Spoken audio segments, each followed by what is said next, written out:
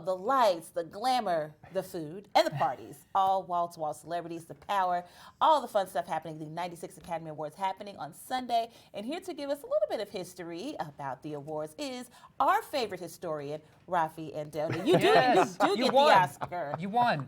Look at all these. Are these all yours? You brought them That's with right. you. My Very record here. decorated. Yes, yes. Very decorated. Raffi, give us a glimpse of what it was like in the early days of Hollywood.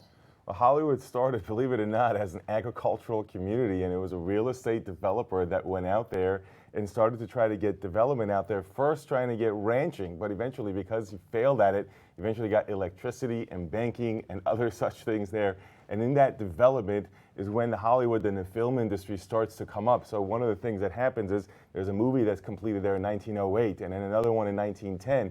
And as a result, there's a flood of motion picture attempts in Hollywood, or what becomes called Hollywood, from the East Coast, because they're trying to get away from Thomas Edison's company, which had patents that it was trying to enforce. So in trying to do so, they got away from it because it was far away and had good weather. And that's how they ended up in Southern California.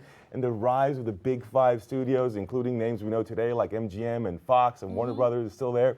And so that's how Hollywood starts to develop into kind of what we know today. Now, what's really fascinating, we think about the Hollywood sign. It was originally Hollywood Land, and that was also a real estate development kind of promotion. That's what that sign was there. It was supposed to be temporary, and it was in the 1920s, the roaring 20s, right, showing off the new technology. It was actually an electric sign originally with all these light bulbs. That's right. Did it To say try to Hollywood attract- Land? It said Hollywood Land. That's right.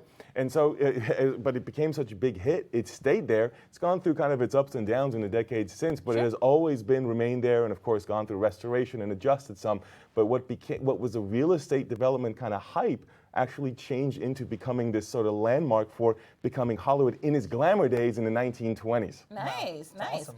Let's talk about the first Oscars. Yeah. So in that those were glamour held. days is exactly when the Oscars take place. The first one is in 1929, and that to me kind of kicks off the golden age of Hollywood into the 1930s. Now we think of the Depression because the first Oscars are held just a few months before the crash and the Depression. But during the Depression, people got away from the difficulties going to the theaters. These are huge hits in the days like Gone with the Wind, Wizard of Oz, Snow White, Jezebel, Stagecoach, like legendary films, right? So think about that period when the Academy Awards come up. Now the Motion Picture Academy, which establishes itself in Hollywood after the exodus from the East Coast that I described, is who comes up with doing an award to help promote the industry. That is also part of what puts Hollywood on the map because that's where the awards are happening. But the first awards, you would not believe, were actually pretty private. It was a kind of like a hotel banquet. The winners were known 3 months in advance, published in the LA Times. No red carpet, no broadcast. I mean, No it's a surprise completely at different, the- no surprise. What? No. That's right. They That's knew right. beforehand, They right. already knew, but they were trying to promote the industry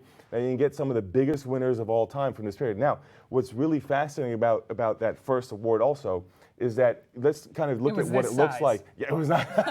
The size did vary actually over time. It eventually got standardized in the 1940s, which is 13 and a half inches, the full size, and 8.5 pounds, made of bronze and 24 karat gold plated. Although during World War II, it was plaster and painted. But even that, the Academy allowed them to come back after World War II and trade their award in to trade, so they don't keep the lower quality award from the hardship days because they were trying to save the metal, of course. But my point is that when this started, the design is what people think about, and this is the original design. While the size may have changed, the original design is with, when you look at it closely, it's holding, it's a stylized version, an artistic version, but it's supposed to represent a knight holding a sword protecting the industry. Yeah. And if you look, it's standing on a reel of film with 5 pieces underneath it, and those 5 elements in the reel represent writers, technicians, producers, actors, and directors. All 5 components going into a film. Really cool. Yeah. Who's your pick for Best Picture?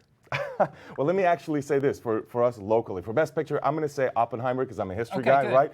But I want to just mention real quick a couple of shout outs to local Arkansas folks who won Oscars. Billy Bob Thornton, who you of course you know, but you may not know Mary Steenburgen, who won in 1980 for the supporting actress. Yeah, for sure. Little Rock native. Yep, Arkansas. Thanks, Raffi. Thanks for joining us, filling us in. We're excited about the Oscars. You've already won one. That's right. These are all ours. Congratulations to us.